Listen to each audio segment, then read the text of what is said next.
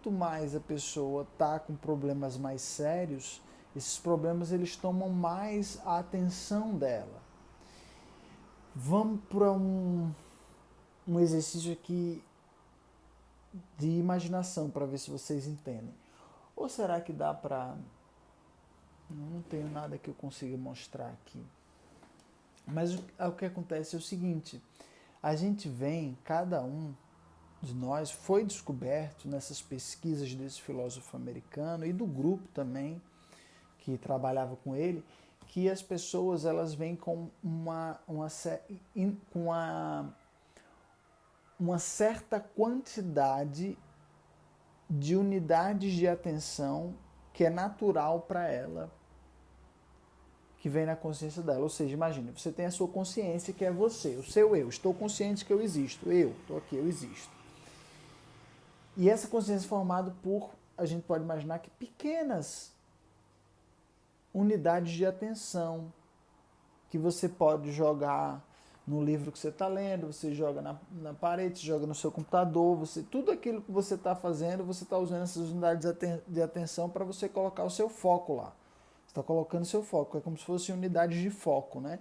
E você vem com uma quantidade específica sua. Então, por exemplo, tem gente que tem capacidade de lidar com muitas coisas, que ele tem muitas unidades de foco, ela tem muita energia para focar em várias coisas específicas. Tem gente que não, tem gente que tem uma atividade nas mãos, ela tem que usar aquilo ali porque ela não tem tantas unidades livres, né? Quando você tem um problema grande, todo o foco que você nasce com ele, todo o volume de foco, de capacidade de colocar atenção nas coisas que você tem, vai para aquele problema. Principalmente se é um problema sério, assim como um aneurisma, uma coisa mais pesada. Que pode se tornar pesada, né? Você tem que ver se realmente é. Você tem que investigar para ver o quão realmente aquilo vai ser um transtorno. Mas todo o seu foco ele vai para aquele problema. E aí, como que você vai... Onde que está o foco da solução?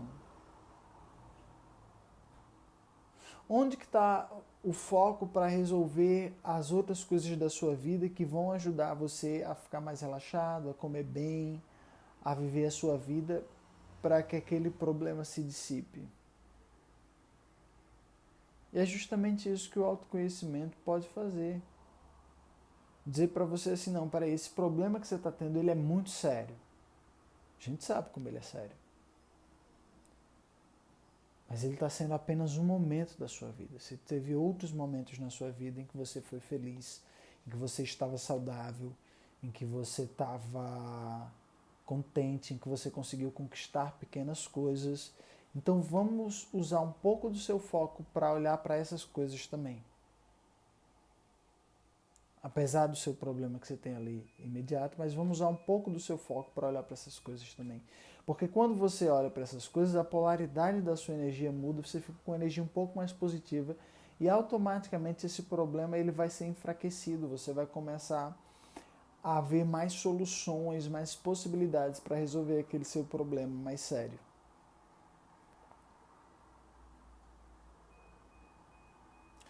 Eu, por exemplo, gosto muito de contar essa história, que eu passei por algo muito engraçado, né?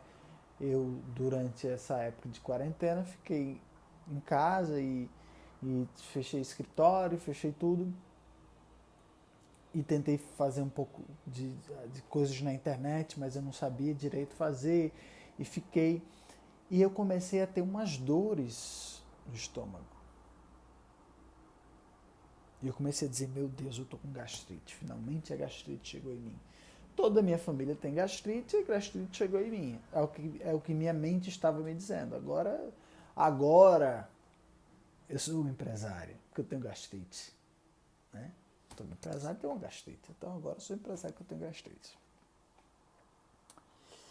E aí, qual a solução? É fazer endoscopia. O cara vai pegar aquele negócio, aquele tubo, enfiar na minha garganta. Eu nunca fiz endoscopia, vai enfiar na minha garganta, vai me dar anestesia. Eu não gosto de anestesia, eu sou contra o uso da anestesia que é feito aí. Eu acho que anestesia é algo que é muito incisivo no corpo que você realmente deve fazer para coisas sérias, né? Para exames sérios, para operações cirúrgicas que são sérias. Eu não estou dizendo que não é para ser usado, é para ser usado, mas tem gente que usa para qualquer coisa, né? Enfim, extrair um dente de leite, não. Tem que ser usado para coisas sérias, mas eu não gosto, né? Eu acho, nossa, será que tem outro exame? E aí eu comecei a pesquisar para ver se existe algum outro exame. E toda a minha atenção começou a ficar voltada para esse problema. Até que eu procurei um grupo de amigos meus que faz que conhece essa mesma ciência que eu conheço, esse mesmo estudo que eu conheço. São terapeutas, né? E fui lá falar com ele e pedi para ele fazer um processamento ali objetivo em mim, ou seja, para fazer um processo que a gente chama de objetivo, que é uma espécie de autoconhecimento, mas de uma forma mais objetiva. Pedi para ele fazer aquilo lá em mim. Só dá para fazer no ao vivo, né? Não dá para fazer pela internet. Pedi para ele fazer aquilo em mim e ele fez, e aí, de uma certa forma,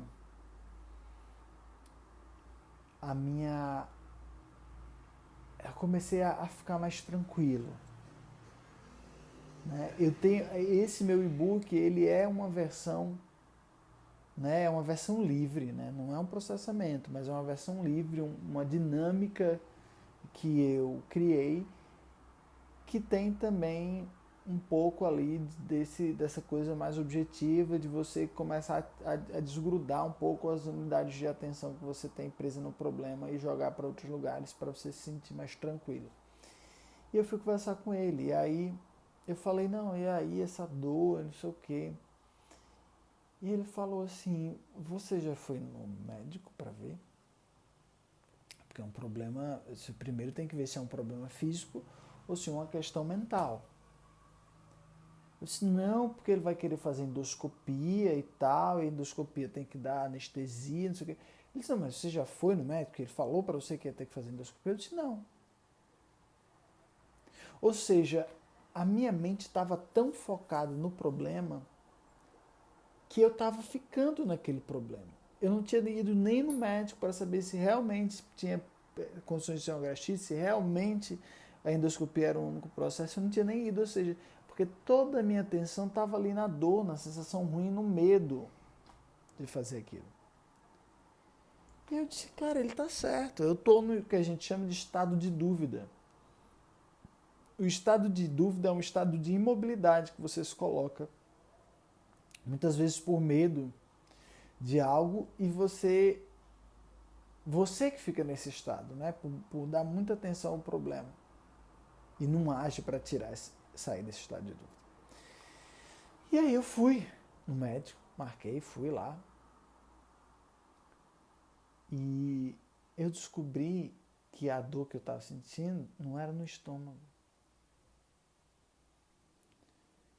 E o médico falou que dificilmente era uma gastrite, porque não era ali que ficava o meu estômago ficava em outro lugar. Mas na minha cabeça era ali que ficava o meu estômago. Ele disse, não, dificilmente é seu estômago. E mesmo assim eu fiz aqui os exames, apalpei, não tem cara de ter nada muito sério não. Pode ser ansiedade, sim. Psicossomático. E aí qual foi o exame que ele passou? Uma tomografia. Simples. Não teve nada de endoscopia, nada do que eu estava pensando. E aí eu me libertei daquele problema, daquele estado de dúvida. Então eu estou contando essa história para vocês entenderem o quão é poderoso essa técnica, ou você tem um autoconhecimento, ou você tem alguém próximo a você que conhece essas técnicas de autoconhecimento, ou você mesmo conhecer as técnicas de autoconhecimento que eu conheço, que eu tenho para oferecer, porque muitas vezes é isso. O problema até pode existir, ele até pode estar ali, mas quando a gente está muito voltado, com toda a nossa atenção, com todo o foco disponível que a gente tem naquele problema, dificilmente a gente vai conseguir olhar para a solução, porque tudo que a gente vê é problema.